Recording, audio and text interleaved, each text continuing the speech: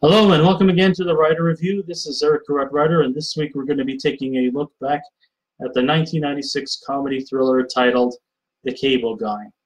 Now, The Cable Guy runs for 1 hour and 36 minutes long. It is directed by Ben Stiller. It is produced by Judd Apatow, Andrew Licht, and Jeffrey A. Mueller. The script was written by Lou Holtz Jr. and Judd Apatow.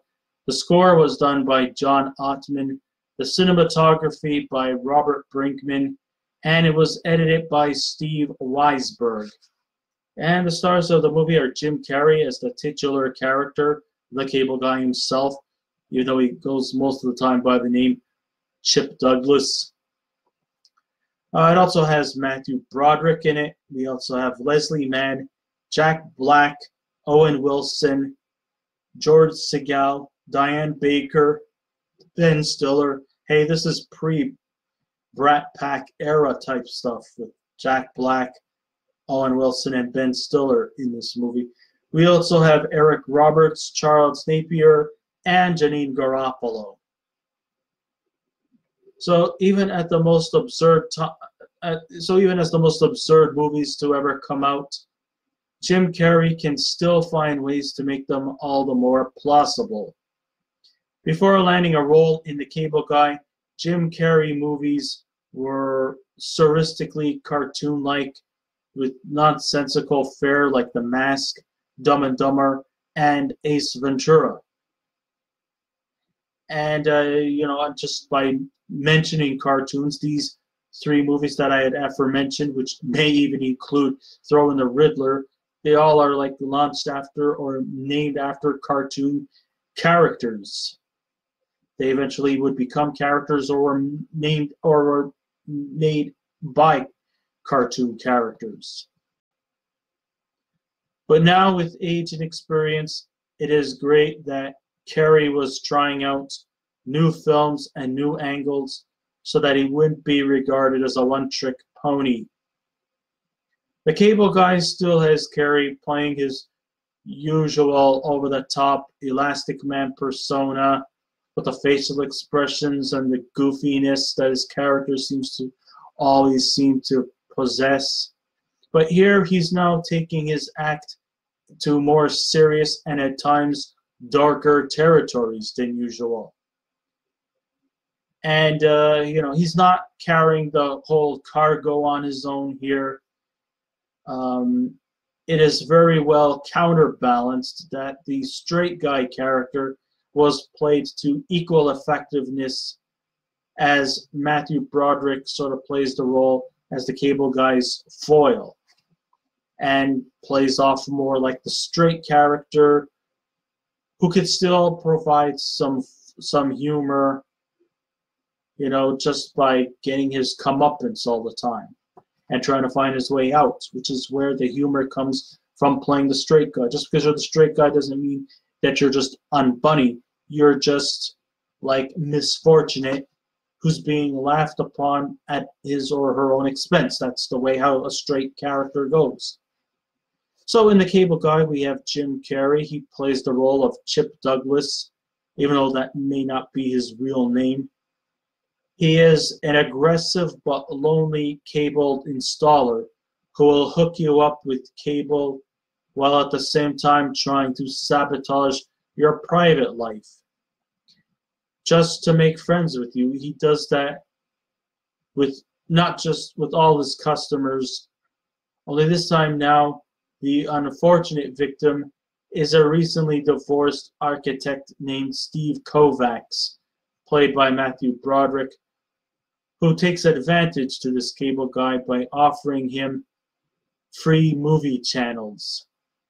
And that may sound tempting, but even like all good things, there is a catch to it.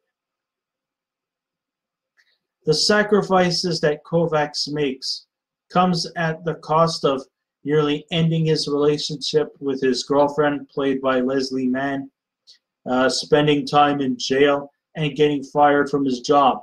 And for what reason? Because Chip seems to be too much involved in his life. It's like the guy just can never get a break. Chip is always there. And yes, he is desperate for a friend, but I think he just takes that direction in the wrong path.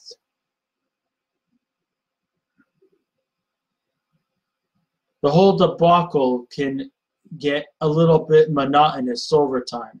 However, thanks to the script by Lou Holtz, this definitely has a clever and somewhat philosophical point of view about the dangers of television that could be taken with deep consideration. And this is not the first time that television became an issue in a Jim Carrey movie. We had that in Batman Forever. We had that in his later movies like The Truman Show and the biopic of Andy Kaufman, simply called Man on the Moon. In many ways, in spite of his manic demeanor, there is moments where you could feel sorry for Chip. As a young boy, he was badly neglected by his mother, who traded her love and affection to Chip by replacing television as his nanny. We don't know what her line of work was as to why she was out for so long, but yes, television was his parent. He didn't have a father, didn't have much of a mother. His mother was out all the time. There has been rumors that maybe his mother was a prostitute, although that's a little bit too judgmental on my part. This kind of upbringing led Chip to be psychologically scarred to the point that television is all he knows. And yes, he is a talented cable installer who could hook up your cable with the greatest of ease and fix your problems with ease. Still, this is his life. This is all he knows. Even as a way of saying goodbye, he ends all his conversations with, "This concludes our broadcast today." Under the direction of Ben Stiller, who also has a small part as a diabolical twin, who is placed on trial for the murder of his twin brother in a similar satirical approach to the likes of O.J. Simpson and the Menendez brothers, shoots his film with captivating wickedness. And even the opening credits, like the pre-cable television reception, the film gives the moral lessons of the film right away by telling symbolically rather than being preachy about it. So by using symbolism to explain the moral lessons about this movie, about the exposure to television and what kind of effects it has on an individual, it does so through visuals instead of just preaching it out. Stiller has definitely complete control here, which is complex, knowing very well who's starring in his movies. And I bet you during this time he was directing the movie, Jim Carrey was definitely off the wall, like you probably would expect.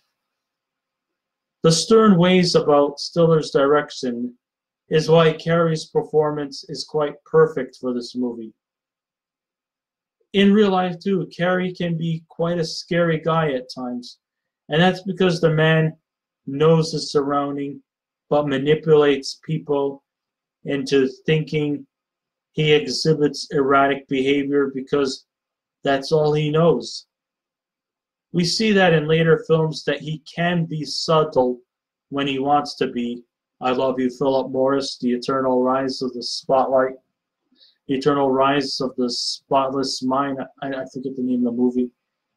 And of course, The Majestic. He actually sort of plays off more subtle characters there. Carrey definitely has had a history of fooling his audience into thinking his behavior methods are incoherent. But just like other manic performers before him, like Robin Williams and Andy Kaufman. He knows what he's doing and making a profit just by fooling us. And he's been doing that for almost 35 years. Carrey still showcases his cartoon-like edginess, but over here, like his other previous movies, and still has plenty of memorable scenes where his outrageous antics are both fun and make you laugh. His dastardly approach to get people to befriend him is the focal point to this movie. And if he would not have starred in this film, another actor not of his comedic charm would have changed the genre into a psychological thriller as opposed to a psychological thriller comedy.